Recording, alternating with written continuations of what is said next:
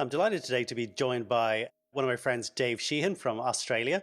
I first came in contact with Dave when I was planning on traveling to Australia to do some teaching, to do some seminars over there. And we contacted a number of associations to promote the seminars and so that the seminars would be approved for continuing education units in various districts so that people who participate in the seminars could get the benefit with their associations. And I was very kindly invited into the offices of MMA when I was over there. That's Massage Myotherapy Australia. And Dave decided we'd do an impromptu interview. So we started to chat a little bit from there. And I was really interested in Dave's approach to cupping because I've been a big advocate of cupping myself for years, been teaching for quite a long time. But Dave has been involved in quite a unique application of cupping where he's using it to treat burn victims, to treat scar tissue, but specifically from burns. And I thought this was a really, really interesting application. And Dave has been really very active in promoting really quite a wide variety of therapies. He's involved in promoting national seminars in Australia, but also bringing over international speakers. But it was the cupping thing that really caught my interest in treating of burn victims. So I'm hoping Dave's going to talk to us a little bit about that today. So with that, I'd like to say, hi, Dave, how are you doing? Welcome. Aubrey, thank you so much for having me. I'm great. Dave, I know everybody's in lockdown at the moment and these are pretty challenging times for everybody, but with this Therapist Together series, really, I suppose what we're trying to do is to empower people to look at their education, to continue their professional development while their clinics are closed, so that they can return to clinic, really, I suppose, with a renewed vigor and enthusiasm. And I suppose we also like to get a different perspective on what's happening around the world. Australia is literally the other side of the world. So can you give us a little bit of an idea of how things are going at the moment now at this stage in Australia? Yeah, for sure, Aubrey. I guess Australia and also New Zealand, I should speak for a little bit. We're all in a very good situation where we've actually all gone back to, well, we've had the opportunity to go back to clinic. For some reasons, some people may not want to do that. For instance, if they're sort of attached in their small family circle with elderly or so on. So some people have sort of analysed or assessed their risk and are not opening their doors. But from a governmental policy point of view, all over Australia now, we're at a point where we are able to treat, which is a fantastic position to be in, and same in New Zealand as well. So yeah, it's a really good position. One of the interesting things, and we're sort of in different positions because I've interviewed you on our little show that we do in Australia, and last week I interviewed a chap who's the president from the New Zealand Massage Association. It was quite interesting to talk with him because he was putting his positive spin on things about how we are probably scrutinizing ourselves even more from a clinical point of view, from a hygiene point of view, etc. So as far as a positive outcome, I think there are some positive outcomes that have come about, and we noticed that in Australia as well, that people seem to be more looking at the ways in which they can treat safely for themselves, but also obviously for their patients and clients. So it's been a great thing. From our association point of view, and Aubrey mentioned that I'm a part of the association, I'm a director there as well. So I've sort of got my finger in that pie and have got my finger on the pulse about what we're doing as an association. And we're also under scrutiny with our membership and the industry at large. So we've been doing a lot to try and assist our membership in making sure that when they do go back to clinic, which has started to happen, that they go back and they really look at, have a good review of what they're doing in clinic to make sure things are going well. So we've been producing posters which go up on clinic doors, a whole lot of literature that's been helpful, social media postcards which they can put up on their own business social media pages. Oh, nice. So, and of course the Wellness Project, which is a similar sort of thing to what we're doing here today. So really trying to stay in touch with the membership. The other big thing that we did as a board and it was a big decision, was that we decided to give our members 3 months free membership. So those that have an existing membership with us, we made that decision, and that was it's a very big decision. It's 25% of our membership fees for this financial year. So we're in a fortunate position that over the years we've done well as far as having some money in the kit, which is a really good thing. So we're not in a financial position where we're struggling, But Good, it good. does mean that, potentially we'll dip into some of those reserves, but we felt it was the right thing to do for our membership. Very nice. Yeah, I've seen some of that perspective. I suppose being president of the Irish Massage Therapists Association, you see a lot of those kind of things. We've done similar kind of things, but that's why I think it's nice to share ideas. We're looking at putting together a care package because we're not back to work yet in Ireland. But that's an interesting thing about the kind of the social media, um, almost like placement cards. That it's stuff that people can use very quickly to communicate with their members. That's a really nice thing. One of the other things I noticed was, because it came up here in Ireland, was the idea of therapies being involved as part of the essential services. And I know you guys Mm. had approval for that, which is fantastic. It didn't start out that way. The initial announcement by our Prime Minister, he referred to massage parlours. Now, the definition of massage parlours in Australia could be interpreted in different ways. So, again, we lobbied quite hard. We have a contractor within the association that lobbies government on our behalf, on behalf of the membership. So the actual spiel about where we fit into that paradigm took a lot of effort. And over time, we managed to sort of get that clarified all the way, and we drilled down all the way down to state by state to get the actual interpretations from a state point of view and also from a local council point of view in some cases. So 3 levels of government. So it did take some time. It just didn't happen overnight, unfortunately. But Yeah, we're very proud of it. It took a lot of effort. And in Canada, where I teach a fair bit, I know that there's a number of different associations and in the States as well. And yeah, the same way in Australia, we've got a number of different associations. We represent around about 9,000 to 9,500 therapists in Australia. mm, And we combined our efforts with some other associations. And sometimes politically, we haven't seen eye to eye on a lot of issues. But it's actually been a real coming together of different associations to really represent the industry at large. So it's been quite an experience, and I think after COVID that will continue open. The door right. is open now for that sort of Yeah. I think collaboration, that's communication to continue. Yeah, it's really encouraging for the rest of us, because oftentimes something being approved like that in one jurisdiction actually lends weight, and it helps the argument in other jurisdictions because it's something we're looking at lobbying. I know Australia has been very good about kind of setting education standards in therapy, making it kind of a statewide thing. And like you said, bringing different states together has been a huge thing as well. But from your own personal perspective, Dave, how have you been getting on? How have you been managing the kind of the stress of lockdown and so on? Well, considering that teaching the myofascial cupping technique is kind of my main gig in my professional life, it's been really difficult. I had to postpone workshops both in Australia, in Canada, and of Mhm. course, you were putting And me up here. in Dublin and in London. So I'm supposed to be on this round the world tour of teaching my thing. So that's been put on hold. I have to say that the borders are starting to open up in Australia as well. So not just from a therapy point of view and the doors of clinics, but the border doors are opening up too. So that then allows me potentially to go and teach in different states around Australia. So my reschedule starts in October. Yeah, I saw So that you're in that's quite a a few cities. yeah. So that's a really good thing. So October and November, I'm teaching in Australia. February, I've got a national seminar series with another chap, John Kirkwood. Mhm. So that hopefully will go ahead in February, and then March off to Canada. Fingers crossed. We'll see how things go, but Nice. that's the plan. It looks like we'll just miss each other again, because I'm planning on going to Australia in March next year. So you'll probably be in Canada when I'm in Australia. Well, hopefully we will miss each other. Because I'm not 100% certain, and hopefully we won't have to get quarantined at each end. We'll see what happens. It's going to be it's going to be very interesting. Yeah. Yeah.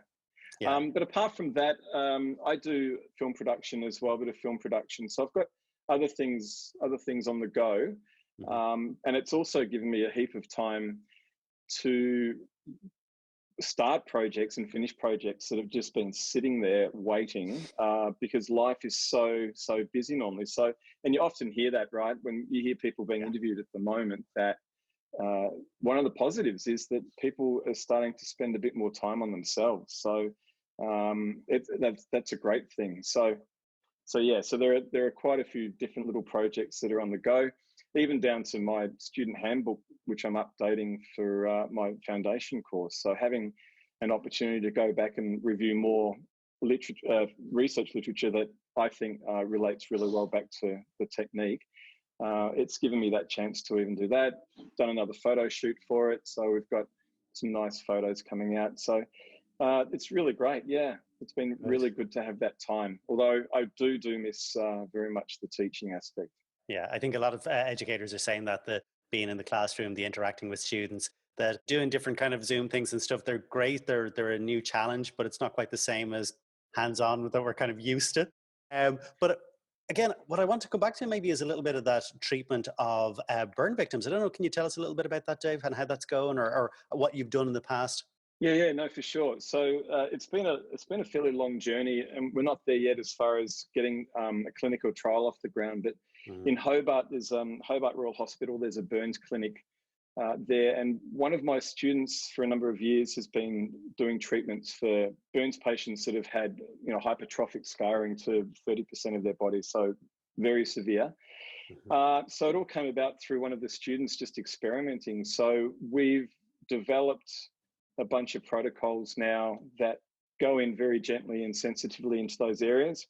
And the main two aims is range of motion and neurogenic pain, those two aspects. So trying to break up adhesions gently to increase range of motion and obviously take pressure off nerves. So we've had profound results. So we've got the backing of the hospital, the burns clinic, even the UTAS, which is the university down there. mm, So at the moment, we're trying to find a PhD student to undertake the study. And that in itself has been a struggle.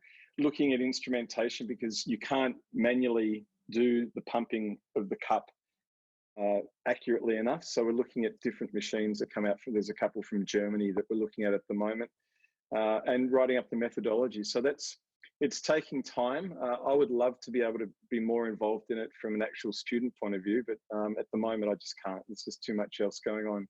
But we do have incredible results for hypertrophic scars, mhm. any sort of scar tissue, so post-op scars as well. So treating all the way down to like knee recos, where we can get in there during that third phase of repair, so that maturation phase, we can gently get in and around the area to, I guess, promote fresh blood supply in and so on, and try and reduce over adhesion. So we get a lot of, and again, it's looking at range of motion and freeing up the joint. So we get a lot of great great results for that as well. So it's one of my main focuses. I love it, and the outcomes are sensational. Yeah. You actually get to see something. There'll be times when you'll treat someone with some roping through the axilla, Mhm. and from mastectomy scarring as well, Yeah. and then you have instant change in range of motion, and that sticks for quite a long time. So looking at that contracture stuff is really interesting, using negative pressure, what we call negative pressure with the cups. So it's lovely, yeah. And the actual course that I teach, I really encourage students not to mark people. So it's not meridian based; it's all soft tissue based. Yeah. Yeah. And I squirm when I see other people teach, and that's cool. Everyone does it their own way, but to get results, you don't need to go deep. You can actually get wonderful results Yeah. through light and sensitive application. And there are a whole series of different techniques that you can do with the cups, Yeah. from fairly aggressive, which is what I call a tilt, where you're actually tilting the leading edge and drilling through the tissue, all the way to lighter, more sensitive styles of cupping. So yeah, it's a fun course, and Mm. people love it. They I really think love that's it. an interesting point. Like I've oftentimes say, there's no right or wrong in therapy. There's more or less effective. And I've always been a fan of the more gentle stuff as well. And I don't like the very aggressive styles of cupping. So it's interesting to hear you say that. But I know you've put a lot of work as well into researching the different styles of cups, and you've practiced with different types of cups. Can you tell us a little bit about that and the what you're currently using? Well, I started using the technique back in 2002. So it's 18 years, getting old, eh? So 18 years ago, I started, and I started with, well, there's different origins of cups. So the Chinese cups with the white pumps tend to break, and they're not made as well as the cups that we get from South Korea. So and they've got smooth edges on them, so that when you actually do apply product on to assist with glide, Yeah. and glide, then you're not sort of digging into the skin and creating sort of bruising in that way as well. That's interesting. I suppose like most things, you get what you pay for. Like those good quality ones really do make a difference. That they're more durable, and like you said, a silly thing like in the manufacturing about having a smooth edge makes all the difference. Mm. That if they're not as carefully manufactured and they have a rough edge, it takes an awful lot from the application, which seems Yeah, and ridiculous. remembering historically the way cups are used, and not to move them so much and glide. Yeah. So if you're doing meridian based cupping, no problem. Use flame, no problem. But if you're going to be gliding cups, then you really need to ensure that you've got a smooth edge. Yeah, it's important. And like you said, I think one of the unique things about cups is, most manual therapy is pressing into the body. It's creating compression through the tissues, where this is actually creating the term you're using is negative pressure. I'd oftentimes talk about draw, that it's basically pulling, that it's doing the opposite. So it's oftentimes quite a good complement to a lot of manual therapy, but doing something very different that in the vast majority of settings, you really can't do. Like you've said, and I would say myself in teaching, that skin rolling will do a certain amount, but it's not the same thing. The cup really Mm. is doing something quite unique. Absolutely. Yeah, you're creating space in tissue, which is a really important thing. So if someone's got plantar fasciitis, in a lot of cases, my belief is that normally it's an osis. Someone's had a consistent condition there on the bottom of their foot. And in that case, you want to stir things up a little bit. But compression, I don't think works as well as a negative pressure. And a lot of people will probably go, ooh, but foam rollers on IT band, I think is wrong too. But if you're able to use cups and use negative pressure, you're creating separation and spacing. So it's just a really cool way of looking at changing things up, changing soft tissue up using negative pressure. It's interesting you mentioned skin rolling. Back, golly, when was it? 2012. The Fascia Research Conference was in Vancouver. And there was a lady, Susan Chappell from Squamish in Vancouver, and Jeffrey Bove, who's a doctor, I think out of Washington, Boston, possibly Boston. And they did a presentation on visceral adhesions, and they were using skin rolling on mice, unfortunately, but that's the way it goes. And they were looking at the actual skin rolling, reducing the amount of adhesion, visceral adhesion after. So looking at post-op again, which I love this post-op stuff because there's so much collagen that's produced right after incisions, etc. So it was just an amazing presentation. It really, really inspired me, and I think it was 2012. So it was 10 years after I'd started using cups in a biomechanical soft tissue way, and it really, for me, it was sort of a wow moment. It helped validate the sort of work that I was doing. So it was really cool, very cool. And in terms of, I suppose, looking forward then, Dave, you mentioned that you're going to be around Australia around the October time, and then widening that circle, going through Canada and through Ireland. So can people look forward to seminars here in Ireland you were saying March? I've still got my round the world ticket. So if everything opens up, then I'll be knocking back on your door, Aubrey, Right. to see if we can get something happening in Dublin and also down in London with your friend Julia? Julia, yeah. Yep. Who was really lovely. I hadn't met her, but that introduction's been great. So that was all geared up as well, So yeah, I'm looking forward to that. If we can get that off the ground, there was a lot of inquiry with the myofascial cupping technique over your way. So hopefully that'll happen in 2021. Yeah, and I think it's a really good thing that there's good crossover. Like I see this with people doing taping, and I see the same thing with cupping. That there are so many different styles, and I think it's good to try out different styles because different things will suit different particular clients, or a therapist might be drawn to a particular type. I personally have never been drawn to the traditional kind of fire cups, and that's just a personal bias. But I think Sure. trying out these different things, it is always going to add to your toolbox. It's going to give you more scope. It's going to give you new treatment approaches that will sometimes even invigorate your existing practice. So I'm really looking forward to trying that out. Hopefully our schedules don't cross over too much. Actually, I get to take that course with you because I'm really looking forward to doing it myself. So I Dave, tell you what, it's incredible that you talk about taping because I do a 1-day advanced course and we use kinesiology taping and cups. Yeah. So the idea is that we identify Tom's lines, his fascial lines of tension throughout the body. Yeah. and we palpate through. We treat with cups, so we work out treatment plans using cups. Hmm. And then the idea is that we then apply kinesiology tape, rock tape is what I use, and then we lay rock tape over to help continue that line of tension after the treatment.